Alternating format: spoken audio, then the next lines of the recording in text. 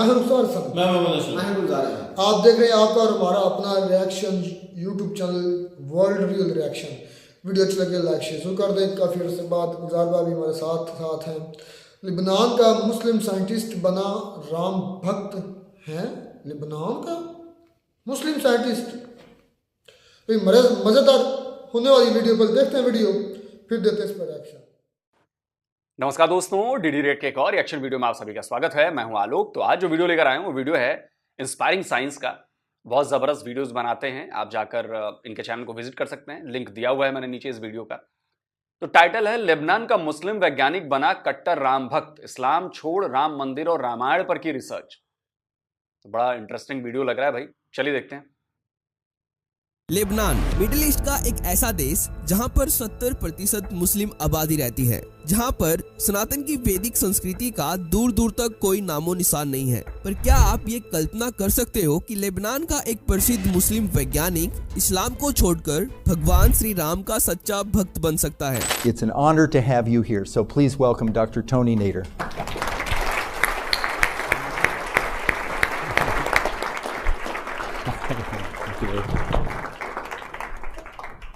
Dr. Tony Nader received his medical degree from the American University of Beirut. His PhD in brain and cognitive science is from the Massachusetts Institute of Technology.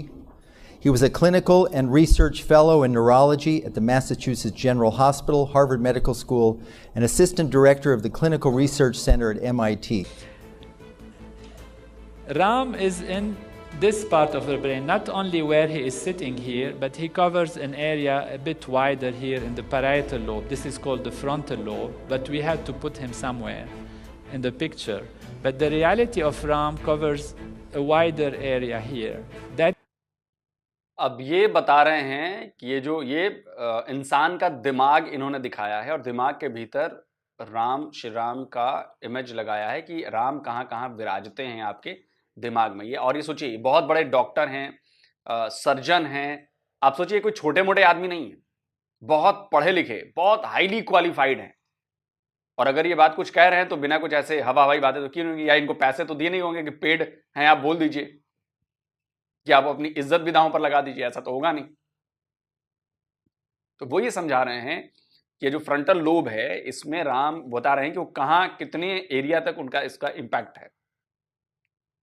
is the function of Ram. और रामायण पर research करके इसको human physiology यानी कि मानव शरीर क्रिया विज्ञान से जोड़कर बहुत सारी बुक्स लिख सकता है और दुनिया भर के वैज्ञानिक सम्मेलन में रामायण और भगवान श्री राम पर की गई इस रिसर्च को बहुत ही गर्व के साथ रिप्रेजेंट करता है कि रामायण मानव शरीर की क्रिया विज्ञान को समझने के लिए कितनी ज्यादा जरूरी है। तो दोस्तों, ये है तानियोस अब्बू नादिर, लेबनान का एक प्रसिद्ध तंत्रिका वैज्ञानिक यानी कि न्यूरो साइंटिस्ट, जो भगवान श्री राम की भक्ति के माध्यम से इस्लाम को छोड़कर सनातन धर्म अपना चुका है, जिनका हिंदू नाम डॉक्टर राजा नादिर राम भी है। ये नाम इनको महर्षि महेश योगी के द्वारा दिया गया था, जिनके बारे में हम वीडियो में आगे बात करेंगे। तो दोस्तों, आज की इस वीडियो को बिल्कुल भी स्किप मत करना, वीडियो को एंड तक जरूर देखना। अगर आपको ये वीडियो पसंद आती है और इम्पोर्टेंट लगती है तो इसको अपने रिलेटिव्स के साथ जरूर शेयर कर देना, जिससे इस वीडियो की रीच बढ़े और वीडियो ज्यादा से ज्यादा ऑडियंस तक पहुंचे और उनको ये पता चल सके कि लेबनान का एक फेमस मुस्लिम साइंटिस्ट भगवान श्री राम का सच्चा भक्त है। तो चलिए देखते हैं कि कौन है लेबनान का ये फेमस न्यूरो साइंटिस्ट और आखिरकार क्यों इसने इस्लाम को छोड़कर भगवान श्री राम के जीवन काल और रामायण पर गहन रिसर्च की। तो सबसे पहले जानते हैं कि क्यों डॉक्टर तानियोस अब्बू नादिर ने इस्लाम को छोड़कर सनातन की शरण ली। तो दोस्तों, डॉक्टर तानियोस अब्बू नादिर का जन्म लेबनान की एक मुस्लिम फैमिली में हुआ था। इन्होंने अपनी न्यूरो साइंस की स्टडी अमेरिका की हार्वर्ड यूनिवर्सिटी से की और न्यूरो साइंस में PhD MIT से की। पर दोस्तों, हार्वर्ड और MIT से न्यूरो साइंस की हायर स्टडी करने के बाद भी डॉक्टर तानियोस को ये समझ में नहीं आ रहा था कि इंसान की चेतना कैसे काम करती है और कैसे ये मानव दिमाग में विकसित होती है, यानी कि ह्यूमन माइंड में मौजूद न्यूरोट्रांसमीटर सेल्स कैसे ह्यूमन कॉन्शियसनेस को जन्म देते हैं। ऐसे ही बहुत सारे जीवन के बड़े प्रश्न तानियोस के मन में हर दिन आते रहते थे, जिनका उत्तर डॉक्टर तानियोस को हार्वर्ड और MIT में मौजूद दूसरे न्यूरो साइंटिस्ट से भी नहीं मिल रहा था। पर जब डॉक्टर तानियोस इन प्रश्नों से बहुत ज्यादा परेशान हो चुके थे और किसी भी कीमत पर जीवन से जुड़े इन प्रश्नों के उत्तर खोजना चाहते थे, तब 1987 में अमेरिका में इनकी मुलाकात भारत के एक महान गुरु महर्षि महेश योगी से हुई, जो भगवान श्री राम के सच्चे भक्त थे, जो रामायण के ही माध्यम से दुनिया को समझते थे और महर्षि सनातन धर्म के वैदिक ज्ञान के माध्यम से इंसान की चेतना को 7 लेवल्स में समझते थे, जैसे कि गहन निद्रा में इंसान की चेतना, सपने देखते समय इंसान की चेतना, जागते समय चेतना, परलौकिक चेतना, ब्रह्मांडीय चेतना, ईश्वर चेतना और एकता चेतना। और महर्षि का मानव चेतना पर बताया गया ये वैदिक ज्ञान न्यूरो साइंटिस्ट डॉक्टर तानियोस के प्रश्नों के लिए काफी था, जिसको सुनकर डॉक्टर तानियोस महर्षि महेश योगी के वेदों के इस ज्ञान से काफी ज्यादा प्रभावित हुए और साल 1992 तक डॉक्टर तानियोस ने सनातन के वेदों के साथ साथ रामायण भी संस्कृत में गहराई से पढ़ी, जिसके बाद ये अपने लैब में रामायण और वेदों को मॉडर्न साइंस के साथ रिलेट करने लगे। और दोस्तों, इसके बाद डॉक्टर तानियोस ने साल 1994 में पहली बार ह्यूमन फिजियोलॉजी और वेदों का रिलेशन पूरी दुनिया को बताने के लिए एक बुक लिखी, जिनका नाम डॉक्टर तानियोस ने human physiology expression of Veda and वैदिक लिटरेचर दिया, जो दुनिया भर के न्यूरो साइंटिस्ट के द्वारा काफी ज्यादा पसंद की गई, क्योंकि इनसे पहले वेदों के नेचुरल लॉ के माध्यम से ह्यूमन फिजियोलॉजी को किसी साइंटिस्ट ने नहीं समझा था। और इसके बाद रामायण पर कई साल डीप रिसर्च करके इन्होंने साल 2011 में एक बुक लिखी, जिसका नाम डॉक्टर तानियोस ने रामायण इन ह्यूमन फिजियोलॉजी रखा, जिसमें मानव शरीर के क्रिया विज्ञान से रामायण के हर एक कैरेक्टर का एक्यूरेट रिलेशन बताया गया। Part in our brain that does what Bharat does in the Ramayana. There is a part for Lakshman. There is a place for Sita. So we want to know where they are. Ram is in this part of the brain, not only where he is sitting here, but he covers an area a bit wider here in the parietal lobe. This is called the frontal lobe, but we had to put him somewhere in the picture. But the reality of Ram covers a wider area here. That is the function of Ram. The function of Bharat is in the frontal lobe, and also this part of the brain, which is called the cingulate gyrus. Therefore, Ram, Bharat, and the others are not consigned to very specific lobes of the brain, but a combination of structure. Now, these are just an examples of where they are. What makes the study of this most compelling is not just the fact that there are structures that correspond to characters in the Ramayana. जैसे कि इन्होंने भगवान श्री राम का relation brain के frontal lobe के साथ बताया और ब्रेन के सिंगुलेट जाइरस का रिलेशन भरत से बताया, क्योंकि दिमाग के इस पार्ट का काम इमोशनल रिस्पॉन्सेज के लिए होता है और रामायण में भरत भी भगवान श्री राम के प्रति इमोशनल होते हैं। तो ऐसे ही इन्होंने ह्यूमन फिजियोलॉजी को रामायण के हर एक कैरेक्टर के साथ रिलेट किया हुआ है, जिससे आप ये अंदाजा लगा सकते हो कि रामायण और भगवान श्री राम को देखने का इनका नजरिया कितना ज्यादा अलौकिक है। What makes it most compelling is the relationship between structure and the dynamics of interaction that actually take place in the Ramayana, taking place in our physiology. For example, if you take the mothers in the Ramayana and the queens, they are the mothers of certain characters. In the study of the Ramayana, I have found that the mothers or the queens are the nourishing value.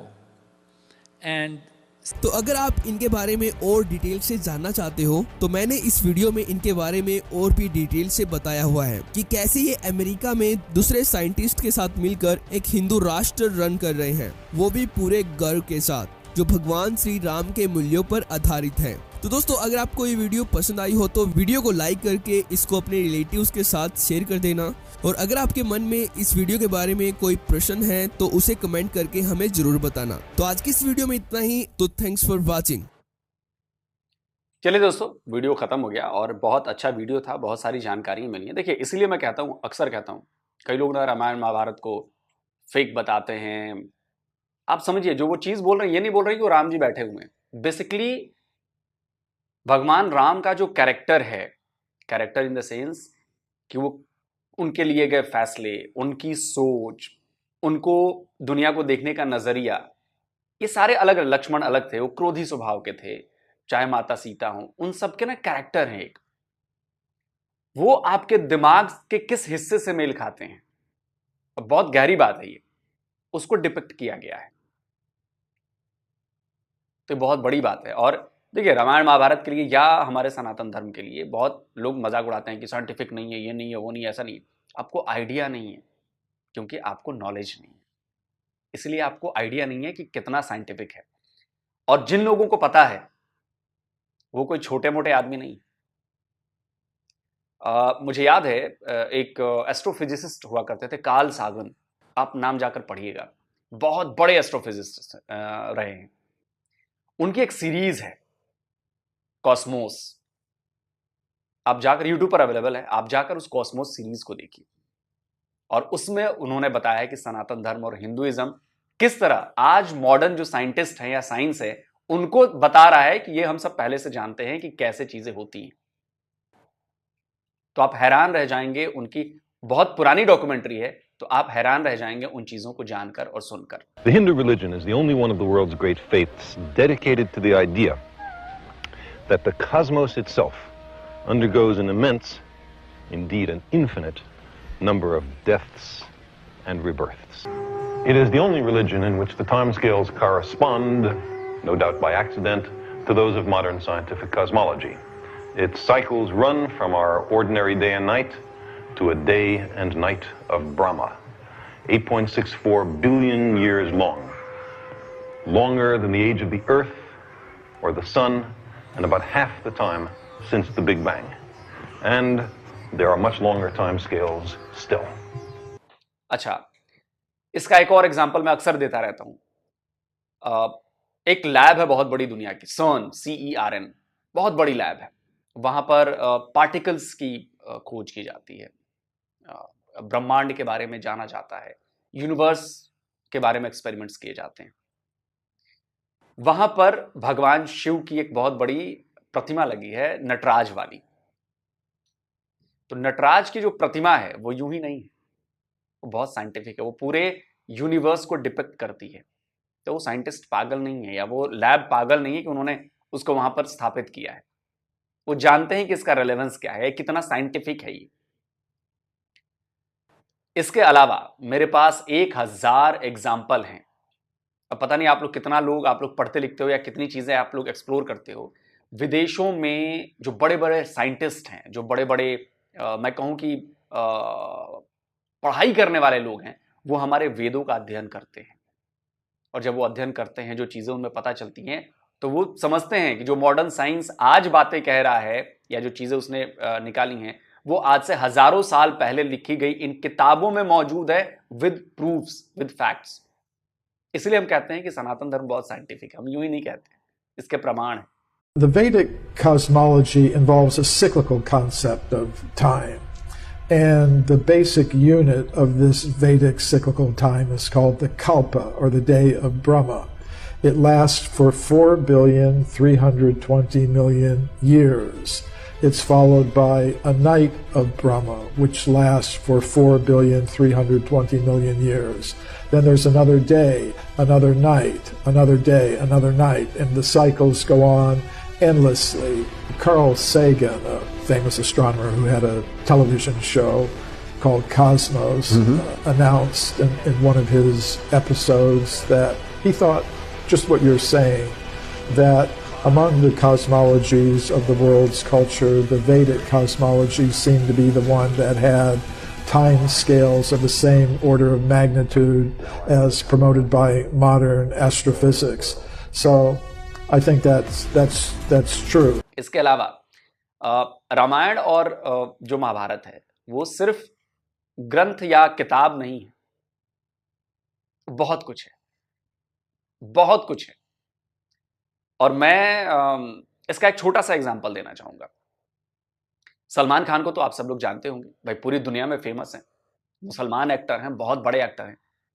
उनके father को कितने लोग जानते हैं? सलीम साहब को, बहुत बड़े राइटर हुए हैं, शोले उन्हीं की लिखी हुई थी, सलीम और जावेद अख्तर की, वो जोड़ी थी सलीम जावेद की। उन्होंने रामायण और महाभारत के बारे में कुछ कहा है और मैं चाहता हूं कि आप लोग उसको सुनिए, तब आपको समझ में आएगा कि अपनी ही विरासत कितनी मजबूत है, जिससे हम सारे लोग शायद दूर हट रहे हैं। सुनिए। रामायण को और महाभारत को एक इल्म की किताब समझ के पढ़ा है और मेरे काम में, मेरी राइटिंग के अंदर इतना काम आया है कि वो पूछूंगा कि ऐसी सिचुएशन पे रामायण में क्या हुआ था, ऐसी सिचुएशन के ऊपर महाभारत में क्या हुआ था। वो आज भी जब मैं देखता हूँ तो कहता हूँ, अगर फंस जाता हूँ कहीं तो देखता हूँ कि महाभारत में क्या हुआ था। Mahabharat is the greatest screenplay and Ramayan is one of the greatest stories. आप समझ रहे हैं इस बात को? ये कोई छोटी मोटी बात नहीं है और मैं ऐसे आपको और भी एग्जांपल्स दे सकता हूं, लेकिन मुझे लगता है कि आप लोगों को सर्च करना चाहिए, आप लोगों को रिसर्च करना चाहिए। इतने लोगों की बातें हैं, दुनिया के अलग अलग कोने से पढ़े लिखे लोगों के, साइंटिस्टों की, प्रोफेसर्स की, उनकी बातें हैं जो बताती हैं कि सनातन धर्म एक्चुअली कितना साइंटिफिक है। कई लोगों को मजाक लगता है कि जी ये तो गौमूत्र पीने वाले हैं और ऐसा है और वैसा है। आपको जरा भी आइडिया नहीं, क्योंकि आप उस चीज को समझते नहीं हैं जिस लेवल पर चीजें होती हैं। आप लोगों को कुछ और दिखता है, आप लोग उसका मजाक बनाना शुरू कर देते हैं। खैर, धीरे धीरे लोगों को पता चल रहा है, धीरे धीरे चीजें बाहर आ रही हैं। क्योंकि देखिए पहले इंटरनेट नहीं था ना, तो पहले की रिसर्च आम आदमी तक पहुंचने में बड़ा लंबा टाइम लग जाता था। लेकिन अब इंटरनेट के होने की वजह से, यूट्यूब आने की वजह से, तकनीक आगे बढ़ने की वजह से इसका फायदा यह हुआ है कि अब चीजें एक दुनिया के एक कोने से दूसरे कोने में फटाक से पहुंच जाती हैं। और जब आप हिंदू धर्म, सनातन धर्म, हमारी सिविलाइजेशन, इसके बारे में आप जानना शुरू करेंगे तो आप यकीन नहीं मानेंगे कि विदेशों में इसके ऊपर कितनी ज्यादा रिसर्च की जा रही है। क्यों रिसर्च की जा रही है? इसलिए रिसर्च की जा रही है क्योंकि उन्हें पता है कि असली खजाना जो है ना, वो इन्हीं में छुपा है। और धीरे धीरे वो सब आ रहे हैं, सामने आ रहे हैं, सब सामने आ रहे हैं। वरना आप सोचिए ना, दुनिया को जीरो हमने दिया, दुनिया को यूएसबी हमने दिया, दुनिया को वाईफाई हमने दिया, दुनिया को फ्लश टॉयलेट हमने दिया और पता नहीं क्या क्या चीजें हमने दी हैं दुनिया को। और आज नहीं दी हैं, आज से लेके और लगातार देते आ रहे हैं सैकड़ों सालों से। इसलिए वेदों पर भरोसा कीजिए और बहुत सारी चीजें उसमें हैं जो ब्रह्मांड के कई राज खोल सकती हैं। जल्दी मिलता हूं एक और नए वीडियो के साथ। नमस्कार, जय हिंद।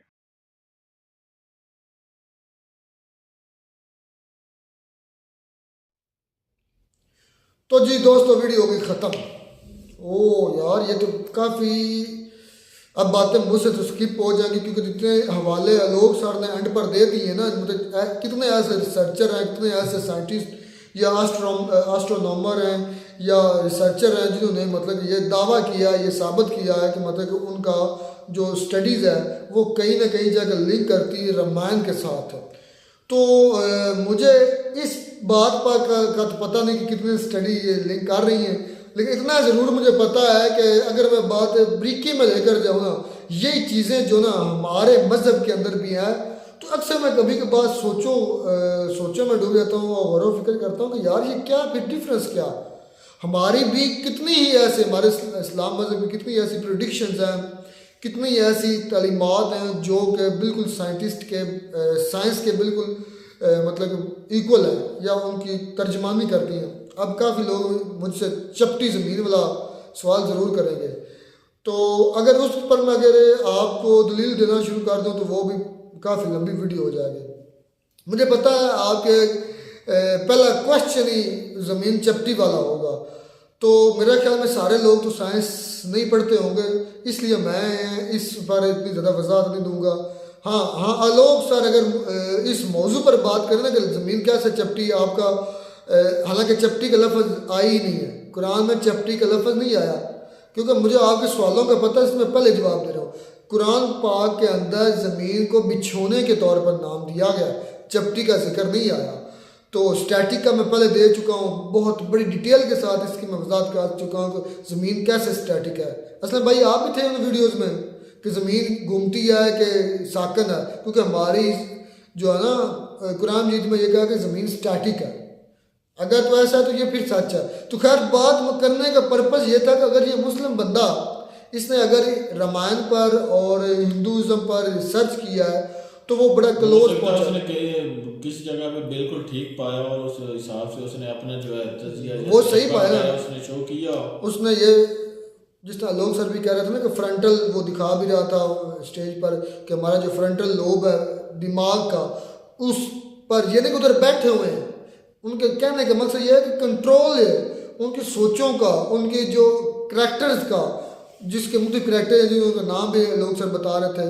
तो ये चीज़ें बात बात मुझे भी कभी कभार पजल करती हैं कि यार ये कैसे है कि तमाम मज़हब के जो अब क्रिश्चियन ही है ना, क्रिश्चियन जो है वो भी ये कहते हैं कि हमारा मज़हब सच्चा है और वो अपनी तालीमात को साइंटिफिकली प्रूव करते हैं। सारे मज़हब भी कहते हैं, ऐसे कहते हैं, सारे मज़हब वाले भी कहते हैं कि भाई उनका दीन सच्चा है, मज़हब सच्चा है, और फिर साइंटिफिकली प्रूव करते हैं, साइंटिफिकली प्रूव करते हैं। सारे मज़हब की थोड़ी बहुत जो है ना, थोड़ी ज़्यादा नहीं थोड़ी बहुत है तो जो है ना वो आम है, कॉमन है सब मज़हब में।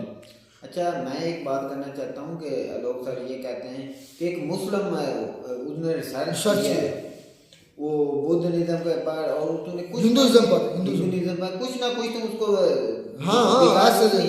इसलिए सर्च किया तो ये ठीक हो। वो पढ़ा हुआ भी हार्वर्ड का, वो बता भी रहे थे लोग सर, वीडियो में भी बता रहा था भाई भी कि हार्वर्ड यूनिवर्सिटी का पढ़ा हुआ तो वो मामूली भी तो नहीं ना होगा जितनों के भी फिर लोग सुनने वाले थे, मामूली नहीं है। जो साइंसदान होता है उसका मेरे ख्याल में काम ही यही होता है रिसर्च करना, वो किसी चीज़ पे भी रिसर्च करता है। लेकिन इतना ज़रूर है जो साइंस की थ्योरीज हैं वो सही भी हो सकती हैं, गलत भी हो सकती हैं, क्योंकि जो साइंस को जानने वाले लोगों को ये पता है थ्योरीज या हाइपोथेसिस जो है, पहले हाइपोथेसिस फिर रिसर्च होती है, फिर वो आगे चलकर प्रोसेस थ्योरी होती है, थ्योरी के बाद लॉ बनता है। तो बात साइंस के अंदर लॉ भी गलत होते हैं, फिजिक्स के मैंने देखे कितने लॉ गलत हुए हैं, केमिस्ट्री के लॉ गलत हुए हैं, लॉ के अंदर भी आई थिंक 1 से 2% चांस होता है गलत होने का। तो वो मेरे ख्याल में कोई कानून था, पता नहीं मुझे अब उसका नाम नहीं, या तो वो जिसमें जिराफे की वो कहते हैं कि गर्दन जो है, हाँ डार्विन की वो थ्योरी थी, लॉ नहीं था, थ्योरी थी, उसे कहते हैं एवोल्यूशन थ्योरी। एवोल्यूशन थ्योरी जो है डार्विन की वो वाली थी, उसकी डिटेल में नहीं जाएंगे। बात करने का मेरा पर्पज़ ये है कि हर मज़हब का पैरोकार ये मानता है और ये साइंटिफिकली प्रूव करता है कि उसका जो मज़हब है वो साइंटिफिकली सच्चा भी है और ज़्यादा ऑथेंटिक भी है। अब ये मुस्लिम जिसने ये सर्च किया है, लिबनान जिसकी 70% मुस्लिम आबादी है, 70% तकरीबन, उसका बंदा अगर उठ कर ये कहता है तो फिर कोई ना कोई तो बात होगी ना उसके लिहाज से। उसके लिहाज से हर एक अपना अपना ईमान है, हर एक अपना अपना अकीदा है। हमारा तो अकीदा ये है कि हमारा मज़हब सच्चा है, हिंदुइज्म का अकीदा ये है कि उनका मज़हब सच्चा, क्रिश्चियंस का अकीदा ये है कि उनका मज़हब सच्चा है, जो इजरायली हैं, यहूदी हैं, उनका लगता है, जूस जो है उनको लगता है कि उनका मज़हब सच्चा है। सर भाई मैं एक बात आखिर में करना चाहता हूँ कि जो ये मज़हब हैं ये इस मज़हब में बात पर नहीं आना चाहिए कि वो झूठा है कि हम सच्चे हैं। जो जिस लाइन पर लगा हुआ है वो ठीक है, अपनी मज़हब पर ठीक है, ये नहीं किसी के मज़हब को झूठा नहीं बोलना चाहिए, बुरा भला नहीं बोलना चाहिए, क्योंकि वो ताकि आपके मज़हब पर भी उंगली ना उठाए, ठीक है ना। ये तो हमें दर्स दिया गया, ये तो हमारे अल्लाह और हमारे नबी का फैसला है कि आप दूसरों के खुदाओं और दूसरों के मज़हब को बुरा भला ना कहो, ताकि वो आपके सच्चे और सच्चे रब और सच्चे मज़हब को बुरा भला ना कहे। अब काफ़ी लोगों को मेरे इस जुमले से तकलीफ़ होगी, बुरा लगेगा, लेकिन बात यह है कि भाई हम ग़ुलाम हैं और ग़ुलाम की अपनी ज़िंदगी नहीं होती। हम ग़ुलाम हैं अपने नबी के, जो बात दिल में है सच बोलो, कड़क कर बोलो, वो क्या कहते हैं पंजाबी में, लैया ना रखो। हम ग़ुलाम हैं अपने नबी के और हम अपने रब के, और आप ग़ुलाम हैं अपनी जो कायद है उनके। हर बंदा ग़ुलाम है अपने मज़हब का, हम ग़ुलाम हैं अपने नबी और अपने रब के, और उस ग़ुलामी पर हमें फ़ख्र है। मिलते हैं नई वीडियो में, नए ढंग से, तब तक दीजिए इजाज़त।